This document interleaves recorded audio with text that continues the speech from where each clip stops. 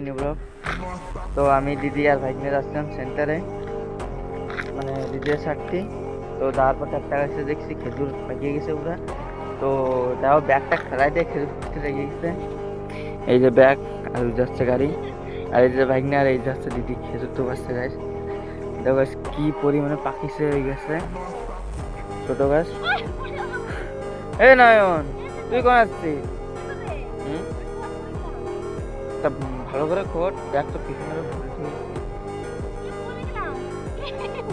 আসো। আসো না, তুমি এদিকে আসো, ওর তো মা আসবে। আসো। আসো। দাঁড়াও, এনে এনে দাঁড়াও। হ্যাঁ, তো এই জায়গায় দেখো কিরকম পরিমাণে পাকিছে। এই জায়গাটা পুরো আশাই গেছে এই গাছটা। তো চলো নেক্সট ভিডিওতে দেখা হবে।